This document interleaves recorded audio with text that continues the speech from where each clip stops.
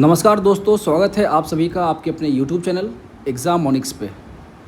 आज की इस वीडियो में हम बिहार एसएससी सीजीएल के प्रीवियस ईयर मैथ्स क्वेश्चन को सॉल्व करेंगे, वो भी सबसे आसान तरीके से और स्मार्ट ट्रिक्स के साथ। ठीक है, और आप भी अगर इस कॉम्पिटिटिव एग्ज़ाम की तैयारी कर रहे हैं तो ये वीडियो आपके लिए बहुत यूज़फुल होने वाला है। सो बिना टाइम वेस्ट किए चलिए शुरू करते हैं और देखते हैं कि किस तरह के सवाल क्वेश्चन में कुछ तरह के क्वेश्चन बार बार एग्ज़ाम में पूछे जाते हैं और उन्हें आसानी से सॉल्व करने का क्या तरीका है। तो चलिए, पहला क्वेश्चन आपके स्क्रीन पे है। आप वीडियो को पॉज करके पहले क्वेश्चन को खुद से बनाने का कोशिश करिए, उसके बाद फिर सॉल्यूशन को देखिए।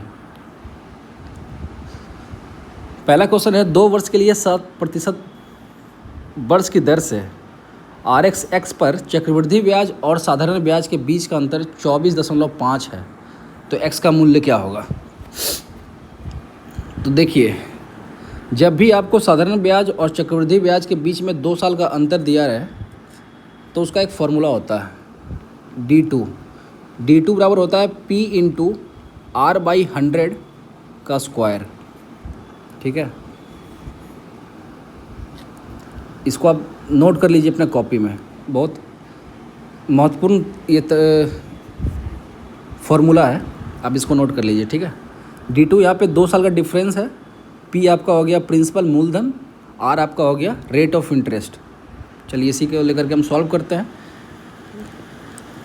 D2 आपका दिया हुआ है 24.5, प्रिंसिपल आपको निकालना है x इंटू R आपका दिया हुआ है 7%, 7/100 गुना 7/100। ठीक है, तो ये दशमलव को हटाते हैं, नीचे में एक जीरो से यहाँ पे एक जीरो कटेगा, 7 × 49, 49 × 5 = 245, तो x का मान यहाँ पे आ गया 5 पे 3 0, लो 5,000 रुपया। Option C is correct. ठीक है, तो यहाँ पे ये फॉर्मूला को आप याद रखिएगा। चलिए अगले क्वेश्चन पे चलते हैं। यदि किसी संख्या के 85% को 75 में जोड़ा जाता है तो वो परिणाम स्वयं वह संख्या है। देखिए, अच्छा बताइए, कोई एक संख्या है तो वो अपने आप में 100% है या नहीं। 100% है अपने आप में। जैसे मानते हैं कि एग्जाम्पल के तौर पे लीजिए कि अगर मान लिया जाए 50 रुपया में कोई चीज़ खरीद के आया है, ठीक है, कोई आपका दोस्त वही सामान के बदले में आपको 50 रुपया दे देता है कि ये सामान हमको दे दो, ये 50 रुपया तुम रखो। इसका मतलब क्या हुआ कि आपको 100% पैसा मिल गया। ठीक है, 100% मिल गया।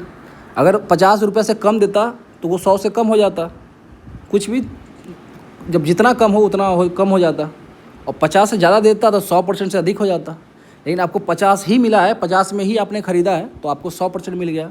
इसका मतलब है कि कोई भी संख्या अपने आप में 100% होती है। ठीक है, तो देखिए यहाँ पे, तो किसी संख्या के 85% में अगर हम 75 जोड़ते हैं तो वो संख्या स्वयं हो जाती है। इसका मतलब 100% हो जाती है। तो 85% कितना 100 से कम है, 15%। इसका मतलब 15% जोड़ेंगे तो वो स्वयं हो जाएगी। तो यही 15% का काम यहाँ पे 75 कर रहा। ठीक है, तो हम लिख सकते हैं 15% का मान यहाँ पे 75 है। ठीक है, तो 15 × 5 = 75, एक का मान हो गया 5, तो 100% हमको संख्या ही तो निकालना है, तो संख्या अपने आप में 100% होता है। तो 100% का मान कितना हो गया आपको, 500 रुपया। Answer A is correct. ठीक है, चलिए अगला क्वेश्चन पे चलता है। यदि संख्या 6, 8, 7 x और 2, 9 ये अगर 9 से विभाज्य है तो 2x का मान बताइए। तो ये क्वेश्चन को सॉल्व करने के लिए आपको 9 का विभाज्यता का नियम पता होना चाहिए। ठीक है, तो देखिए 9 का विभाज्यता का नियम ये होता है कि कोई भी संख्या 9 से तभी विभाज्य होगी जब उस संख्या के प्रत्येक अंकों का योग 9 से विभाज्य है। ठीक है, जैसे कि आप मान के चलिए एक संख्या 5, 2, 9, अरे यार 5, 2, 2, 9, अगर ये एक संख्या को पूछे कि आपको कि ये 9 से विभाज्य है या नहीं, कैसे पता करेंगे। तो इसके प्रत्येक डिजिट को हम जोड़ेंगे। 5, 2, 7, 7, 2, 9, 9, 9, 18। देखिए 18 9 से कट रहा, इसका मतलब ये पूरी संख्या 9 से कट जाएगी। ठीक है, तो इसी के आधार पे इसको अब सॉल्व करिए। 9 से विभाज्य होना है तो 9 से 9 तो कट ही जा रहा है, 7, 2, 9 भी कट जा रहा है, 8 से 14 बच रहा है और x बच रहा है। मतलब 14 + x, अगर ये 9 से कट जाए ना तो ये इसका मतलब पूरी संख्या ये 9 से कट जाएगी। ठीक है, तो 14 में से हम क्या जोड़ दें जो कि ये 9 से कट जाए। तो 9 के पहाड़ा में 14 के आसपास क्या कौन सी संख्या बनती है? इसे 9 का 9, 9 दूनी 18, 9 तिया 27, बस यही 3 से काम हो जाएगा। तो 14 कहाँ पे लाई करता है? 9 और 18 के बीच में लाई करता है। तो चूँकि 9 तो हो नहीं सकता, क्योंकि 14 में कुछ हमको जोड़ना ही है, घटाना तो है नहीं, तो 9 तो होगा नहीं।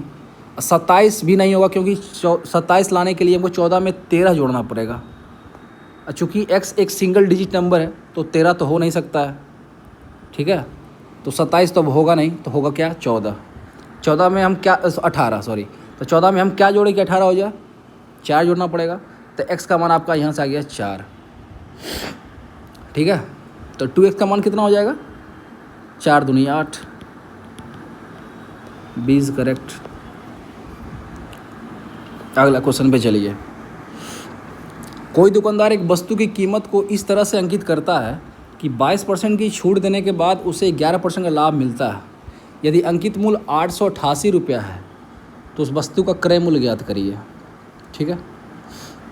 मतलब एक दुकानदार है, किसी सामान का एमआरपी बना के रखा है कितना? 888। अब कह रहा है कि इस पर हम आपको 22% का छूट दे देते हैं, ठीक है। इसे ऑफ चलता है ना, जिसे अभी फ्लिपकार्ट सेल चलेगा 23 सितंबर से, याद रखिएगा। तो उस पर भी आपको ऑफ देगा। तो ऐसा नहीं है ऑफ देने के बाद घाटा लगा के बेचता है, नहीं, ऑफ देता है उसके बाद भी उसको प्रॉफिट होता है। तो वही यहाँ पे है कि 888 रुपया एमआरपी होने के बाद भी, सॉरी 888 रुपया एमआरपी है, उस पर 22% का ऑफ देता है, और उसके बाद जो आता है उस पर भी बेचने पर उसको 11% का लाभ हो जाता है, ठीक है।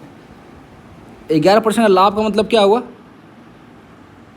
उस अपने सीपी पे कितना मिल रहा है उसको? 111% है। 11% का लाभ मतलब हो गया 111% उसको मिल रहा है। जेबी से खर्चा किया था 100 रुपया, 100%, अब मिल कितना रहा उसको? 111%, तब ना उसको 11% का लाभ होगा। बात को समझ रहे हैं कि नहीं समझ रहे हैं? अरे मान लीजिए आप 50 रुपया में कोई चीज़ खरीदे और आपको इस पर 10% का फ़ायदा हो रहा है, लाभ हो रहा है, ठीक है। इसका मतलब है कि आपको 110% जेबी में आ रहा है। तो वहीं यहाँ पे कह रहा है कि 22% का छूट देने के बाद भी उसको 11% का लाभ मिल रहा है, तो उसका क्रय मूल्य ज्ञात करिए। तो निकाल दीजिए, कोई दिक्कत नहीं है। 888 को 22% का छूट देने के बाद कितना बचेगा भाई? 78%, ठीक है। अब ये संख्या भी जो है ना, किसी का 111% है, तो ये संख्या किसका 111% है ये ज्ञात करने के लिए कैसे क्या करते हैं? नीचे में 111 गुना 100, तो ये किसका 111 है वो निकल के आ जाएगा। 100 से 100 कट गया, 111 से 8 बार में कट गया, तो आ गया आपको 78 गुना 8, 8 ही 64, 4 हाथ में रहा 6, 8 7 56, 6 62, 624 रुपये आपका आंसर, ठीक है। चलिए अगले क्वेश्चन पे चलते हैं हम लोग। कोई दुकानदार 2 वस्तुएं बेचता है। पहली वस्तु का विक्रय मूल्य दूसरी वस्तु के क्रय मूल्य के बराबर है, तो वह पहली वस्तु को 20% लाभ पे बेचता है, दूसरी वस्तु को 10% हानि पे बेचता है। चलिए ठीक है, यहाँ पे लिखिए पहली वस्तु, यहाँ पे लिखिए दूसरी वस्तु। अब क्या कह रहा है कि पहली वस्तु को 20% लाभ पे, 20% का मतलब कितना हो गया भाई? 1/5, मतलब यहाँ पे लिख देते हैं CP, यहाँ पे लिख देते हैं SP, मतलब 5 रुपया में खरीदा और 6 रुपया में बेचा, ठीक है। यहाँ पे लिख देते हैं CP SP। अब फिर दूसरे वस्तु क्या कर रहा है? 10% के हानि पे बेच रहा है। 10% का मतलब होता है 1/10, मतलब 10 रुपया में खरीदा और 9 रुपया में बेचा, ठीक। और उसके आप देखिए ऊपर लाइन पड़ी है कि पहली वस्तु का विक्रय मूल्य ये 6, दूसरी वस्तु का क्रय मूल्य के बराबर है। दूसरी वस्तु का क्रय मूल्य 10, ये दोनों बराबर है, तो इसको बराबर कर दीजिए। 6 10 का एलसीएम 30 होता है, तो इसको भी 30 बनाइए, इसको भी 30 बनाइए। तो 30 बनाने के लिए 5 गुना करना पड़ेगा दोनों साइड, तो ये हो जाएगा 25, ये हो जाएगा आपका 30। इसको 30 बनाइए, ये हो जाएगा आपका 30, ये हो जाएगा 3 से गुना करने के बाद में होती है 27, ठीक है। समझ में आ गया? तो कुल CP कितना हो जाएगा भाई? 30 रुपया इसका CP, 25 रुपया इसका CP, तो टोटल CP कितना हो जाएगा? टोटल CP 30 + 25 मान हो गया आपका 55 रुपया टोटल CP। अब फिर टोटल SP बताइए कितना हो जाएगा? टोटल इस पे हो जाएगा 27 रुपये इसका SP और 30 रुपये इसका SP, कितना हो जाएगा 57 रुपया कुल SP। तो प्रॉफिट कितना हो रहा है भाई 2 रुपया का, यहाँ पे लिख दिए परसेंट प्रॉफिट कितना हो जाएगा 2 रुपया का, कितने पे 55 रुपया पे, गुना 100 कर दीजिए, 5 से काट दिए 11, 5 से काट दिए 20, कितना हो गया 40/11, बोले 11 तिहाई 33, 3.7/11%। ठीक है, इसका ऑप्शन लगाना भूल गए थे, यही आंसर होगा, आप देख लीजिए। ठीक है, चलिए उम्मीद करते हैं आप लोग समझ गए होंगे। अगले क्वेश्चन पे चलते हैं। किसी वस्तु का अंकित मूल्य 5320 रुपया है। यदि यह दो क्रमागत छूटों के अधीन है, पहला 15% और दूसरा पहले के 20%। देखिए यहाँ ध्यान से पढ़िएगा, पहला 15% और दूसरा पहले के 20% की दर पर, तब वस्तु का विक्रय मूल्य क्या हो जाएगा। तो पहला डिस्काउंट तो हो गया आपका 15% और दूसरा डिस्काउंट जो बोल रहा 15 का 20%, 20% का मतलब होता है 1/5, लो कितना हो गया 3%। लो पहला 15% फिर दूसरा 3%, ऐसे देना है डिस्काउंट। तो बताइए विक्रय मूल्य कितना हो जाएगा, निकालिए। 5320 रुपया था, इस पर 15% का ऑफ दीजिए, कितना बचेगा 85%। ठीक है, इसका 85%, फिर बोल रहा है इस पर 3% का ऑफ दीजिएगा, फिर कितना बचेगा 97%। ठीक है, और ये निकटतम निकालना है तो इसमें थोड़ा आपको कैलकुलेशन करना पड़ेगा। देखिए एक जीरो से एक जीरो कट गया, 5 से काट दीजिए, 17 × 5 = 85, 5 दूनी 10। ठीक है, अब यहाँ पे ब्लैक कलर से हम लिखते हैं तब आपको समझ में आएगा। फिर 2 से काटिए, यहाँ पे 2 दूनी 4, 2 छक्के 12, 2 छक्के 12। ठीक है, मतलब यहाँ पे आ गया 266 गुना 17 गुना 97, अब बट्टा में आपका आ गया 100। इसको देखिए, मतलब सॉल्व करिए कितना आता है, सॉल्व करिए कितना आ रहा है इसको। 266 गुना 17 गुना 97, ये आएगा आपका 438,634/100, मतलब 2 अंक के बाद दशमलव। इसका मतलब कितना हो गया 4386.34, और 4386। Option C is the correct answer. ठीक है, चलिए अगले क्वेश्चन पे चलते हैं। पाइप ए और बी किसी टंकी को क्रमशः 12 घंटे और 16 घंटे में भर सकते हैं, तथा पाइप सी भरी हुई टंकी को 24 घंटे में खाली कर सकता है। तो तीनों पाइपों को एक साथ खोल दिया जाता है, लेकिन 4 घंटे बाद पाइप बी को बंद कर दिया जाता है। तो कितने घंटों में खाली टंकी को पूरी तरह भरा जाएगा। ठीक है,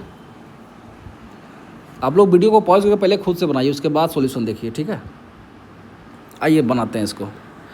पाइप ए कितने में भरता है भाई 12 घंटे में, पाइप बी कितने में भरता है 16 घंटे में, और सी खाली करता है कितने घंटे में 24 घंटे में। ठीक है, इसका एलसीएम लीजिए तो ये हो जाएगा आपका 48, 12 चौक 48, 16 3 48 और 24 दूनी 48। तो सी का एफिशिएंसी क्या आएगा माइनस में आएगा। ठीक है, सी का एफिशिएंसी क्या आएगा माइनस में आएगा। तो कुल एफिशिएंसी कितना होगा, नेट एफिशिएंसी कितना हो जाएगा 4 3 7 में से 2 घटाइए 5। अब जो काम होगा वो होगा 5 की एफिशिएंसी से। ठीक है, तो कितने देरी तक काम हो रहा साथ में 4 घंटे, 4 घंटे के बाद बंद होता है ना, तो 4 घंटे तक तो काम करेगा। तो 5 चौके 20, तो 20 काम तो हो गया भैया ख़त्म। अब बचा कितना 48 में से 20 घटा दिए, बचेगा कितना 28 काम अभी बचा हुआ है। ये क्या है बचा हुआ है। और फिर 4 घंटे के बाद बी को कर देता है बंद, ये जो है बी तो हो जाएगा बंद, तो इसका एफिशिएंसी घट जाएगा इसमें से। अब बचा कौन कौन सा एफिशिएंसी भाई, ए वाला और सी वाला। ए का है 4, बी सी का है -2, तो नेट एफिशिएंसी कितना फिर बाद में बचेगा 4 में से 2 घटा दीजिएगा तो बचेगा नेट एफिशिएंसी फिर 2। अब काम होगा 2 के एफिशिएंसी से ही। अब बचा हुआ कितना है 28 काम, तो कुल कितना दिन लग जाएगा, तो 28/2 मतलब हो गया 14 दिन, फिर बाद में 14 दिन लगेगा। ठीक है, तो कुल दिन कितना हो गया, कुल दिन अभी तो लग रहा है 14 दिन। अब पहले कितना दिन साथ में काम हुआ था, सॉरी दिन कर रहे हैं, घंटा घंटा 14 घंटा। अब पहले 4 घंटा काम हुआ था, 14 + 4 मतलब 18 घंटा। कुल 18 घंटा में टंकी को भर दिया जाएगा। Option D is correct. ठीक है, अगले क्वेश्चन पे आते हैं। 3 संख्याएं 3, 8 और 15 के अनुपात में है। उनका लघुत्तम समावर्तक 8280 है, तो उनका महत्तम समावर्तक क्या होगा? ठीक, चलिए तो इसमें मान के चलते हैं कि संख्या यही है, मान लीजिए यही संख्या 3, 8, 15। तो 3, 8, 15 का लघुत्तम कितना होगा भैया? 3, 8 और 15 निकालिए। 3 एकम 3, 3 अट्ठे 3 पचे 15, ये हो गया आपका 120। अगर संख्या वास्तविक में 3, 8, 15 ही होता तो इसका एलसीएम तो 120 आता, लेकिन यहाँ पे दिया हुआ कितना आपका 1280। तो 120 बराबर 1280 कर दीजिए, सॉरी 8280 कर दीजिए। 12 × 6 72, बरनमा टोटल से मतलब हो गया 69। एक का मान आ गया 69। ठीक है, और अगर सही में संख्या 3, 8, 5 ही अब माने हैं तो इसका लघुत्तम कितना हो जाएगा? एक का मान कितना है? 69। तो 69 ही हो जाएगा आंसर आपका। ठीक है, चलिए अगले क्वेश्चन पे चलते हैं। 4 वर्ष पूर्व पिता एवं उसके पुत्र की आयु का अनुपात 5:3 था। 4 वर्ष पूर्व, ठीक है, और अब 4 वर्ष बाद उसके आयु का अनुपात 3:2 होगा। तो वर्तमान में पिता की उम्र क्या है? ठीक है, तो इसको मानिए पिता यहाँ पे लिखिए और यहाँ पे लिखिए पुत्र। तो पिता का है 5x, पुत्र का है आपका 3x। कब? 4 साल पहले। देखिए ये है मान लीजिए वर्तमान का टाइम, यहाँ से आपको 4 साल पहले बोल रहा है। अब फिर क्वेश्चन बोल रहा है फिर वर्तमान से 4 साल बाद, फिर वर्तमान से 4 साल बाद हो जाएगा 3:2। ठीक है, अभी जो 5 और 3 है, 5x और 3x है, वो 4 साल पहले की बात है। अब फिर जो बाद का अनुपात दिया हुआ वो वर्तमान से 4 साल बाद दिया हुआ है। इसका मतलब क्या हो जाएगा? अभी से 8 साल बाद। तो 5x + 8 फिर 3x + 8 कितना हो जाएगा भाई? 3:2। इसको सॉल्व कीजिए, ये होगा 5 दूनी 10x + 16 = 3 × 9x + 24। ठीक है, हो जाएगा x = 9 इधर आ जाएगा तो x बचेगा, 16 उधर चले जाएगा तो 8 बचेगा, x बराबर 8 आ गया। ठीक है, तो बोल रहा वर्तमान में पिता का उम्र बताइए। तो अभी तो 4 साल पहले कितना था? 5x, तो 5 × 8 मतलब कि हो गया 40 साल। ये कब था? ये 4 साल पहले था, वर्तमान से 4 साल पहले था। अब वर्तमान में आने के लिए आपको 4 साल जोड़ना पड़ेगा, +4 कर दिए, बराबर हो जाएगा 44 वर्ष। सी इज़ द आंसर। ठीक, अब आइए 11 नंबर क्वेश्चन। यदि चीनी का मूल्य 10% गिर जाता है, यदि चीनी का मूल्य 10% गिर जाता है तो किसी घर में चीनी खपत कितनी % बढ़ाई जाए ताकि चीनी में होने वाले व्यय में कोई गिरावट नहीं आए? ठीक है, तो इस क्वेश्चन को बनाने के लिए आपको एक कॉन्सेप्ट समझना पड़ेगा, जो प्रॉफिट एंड लॉस का कॉन्सेप्ट है। देखिए कॉन्सेप्ट ये है कि एक्सपेंडिचर इक्वल टू होता है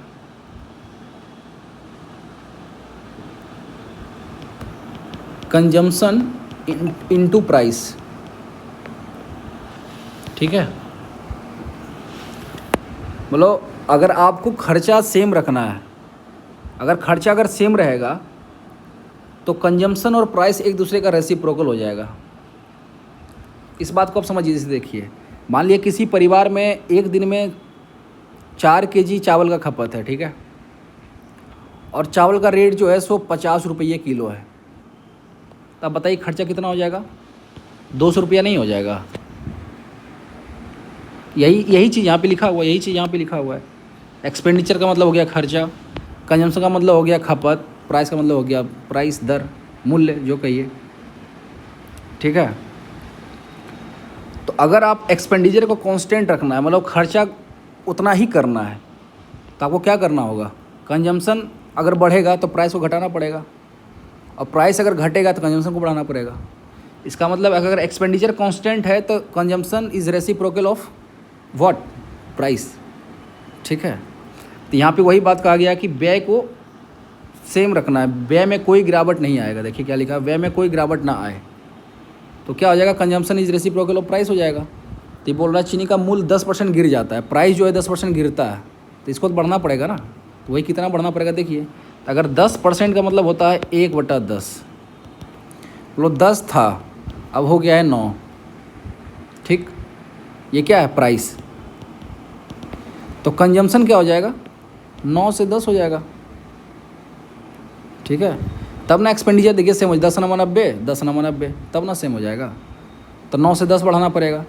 तो कितना का बढ़त हुआ, 1 का बढ़त हुआ भाई, कितने पे, 9 पे। तो 1 का बढ़त 9 पे, तो 100 पे बढ़त कितना हो जाएगा, 100/9, ठीक है। कितना हो जाएगा, 11×99, 11.1/9%। Answer D for Delhi. अब आइए 12वां नंबर क्वेश्चन को देखिए। अमन और विकास एक व्यवसाय में 3:2 में निवेश करते हैं, ठीक है। यदि एक विशेष महीने में अमन को लाभ के रूप में 3840 रुपया मिला है, तो कुल लाभ बताइए कितना होगा, ठीक है। देखिए किसी भी ये पार्टनरशिप का है क्वेश्चन, तो लाभ उसी रेशियो में आता है जिस रेशियो में इन्वेस्टमेंट होता है। मान लीजिए कोई एक आदमी ए है, एक आदमी बी है, ये X रुपया इन्वेस्ट किया, ये Y रुपया इन्वेस्ट किया। अगर समय सेम है, मान लिया ये भी 1 साल के लिए किया, ये भी 1 साल के लिए किया, तो इसका जो प्रॉफिट का रेशियो आएगा ना, प्रॉफिट का, वो भी X/Y के रेशियो में ही आएगा, ठीक है। इस चीज़ को आप ध्यान में रखिएगा। इसको एक बार और समझाते हैं दूसरे तरीके से। मान लिया ए और बी है, वो 100 रुपये ये इन्वेस्ट किया, ठीक, 1 साल के लिए। बी किया है 200 रुपया इन्वेस्ट 1 साल के लिए। तो अब इसका जो लाभ का अनुपात जो होगा ना, इसी अनुपात में होगा, 100 अनुपात, इसको काटिए तो कितना हो जाएगा, 1:2। तो अगर वर्ष के अंत में अगर कुल 3 रुपया लाभ होगा ना, तो उसमें ए को 1 ही रुपया मिलेगा और बी को 2 रुपया मिलेगा। क्यों, क्योंकि इसका जो इन्वेस्टमेंट भी था, कैपिटल इसका दुगना था, 200 था, इसका 2100 रुपया था। तो अगर टाइम कांस्टेंट हो तो इसके कैपिटल का इन्वेस्टमेंट का रेशियो ही इसका प्रॉफिट का रेशियो होता है। समझ में आया? मतलब आसान भाषा में ये कहिए कि जितना मतलब रुपया जितना इन्वेस्ट करेगा, जिस अनुपात में, उस अनुपात में इसका लाभ है वो मिलेगा। इस 100 रुपया दिया था, इस 200 रुपया दिया था, और अंत में 3 रुपया का लाभ हुआ साल में, इसको 1 रुपया मिल जाएगा, इसको 2 रुपया मिलेगा, ठीक है। तो यहाँ भी देखिए टाइम कांस्टेंट ही है। करा कि यदि किसी एक विशेष महीने में अमन को लाभ के रूप में 840 रुपया मिलता है, तो कुल लाभ बताइए कितना होगा। तो 3:2 में इन्वेस्ट किया है, तो लाभ भी इसी अनुपात में मिलेगा। अमन को, ये है अमन, ये है आपका विकास, तो अमन का लाभ 3 रुपया ही होना चाहिए था, माने कि कुल 5 रुपया लाभ होता, तो इसको 3 रुपया मिलता। 3 की जगह पे इसको मिल कितना रहा, 3840। तो एक का मान कितना हो गया भाई, 1 3 दूनी 6 3 8 24, 1280 रुपया। कुल एक का मान हो गया 1280 रुपया। तो कुल लाभ कितना है, तो कुल लाभ तो 3 2 5 था, तो 1280 × 5 कर दीजिए। तो 0 के 0, 8 0 8 मतलब 4, 5 2 10 4 मतलब 1, 5 1 6, कुल हो गया आपका लाभ 6400 रुपया। डी फॉर दिल्ली फिर से, ठीक है। तो ये आपका शायद लास्ट क्वेश्चन है, हाँ लास्ट क्वेश्चन ये। तो देखिए, तो दोस्तों आज हमने BRSSC CL के प्रीवियस ईयर्स के मैथ क्वेश्चन को सॉल्व किया और आसान तरीके से सीखी, आसान तरीका सीखा है हम लोग ने क्वेश्चन सॉल्व करने का। उम्मीद है ये वीडियो आपके एग्ज़ाम में बहुत हेल्प करेगा। अगर वीडियो पसंद आया है तो इसको लाइक ज़रूर करें, अपने दोस्तों के साथ शेयर करें और चैनल को सब्सक्राइब करना ना भूलें, ताकि आने वाली सारी वीडियो सबसे पहले आपको मिले। नेक्स्ट वीडियो में भी हम ये सीरीज़ को हम पूरा कंटिन्यू करेंगे। जितने भी प्रीवियस ईयर क्वेश्चंस मैथ्स के हैं, CGL 1 से लेकर के 3 तक, जितने भी 3 CGL हुए ना BRSSC के, आपके जितने भी मैथ के क्वेश्चन हैं मैं सारा इसी प्रकार से आपको सॉल्व करवा दूंगा। आज थोड़ा क्वेश्चंस कम रखे थे मैंने, अगले वीडियोस में ज़्यादा संख्या में क्वेश्चन रखेंगे, कोशिश करेंगे कि ज़्यादा से ज़्यादा क्वेश्चन हम एक वीडियो में कर पाएँ। तो चलिए ठीक, thank you so much for watching this video.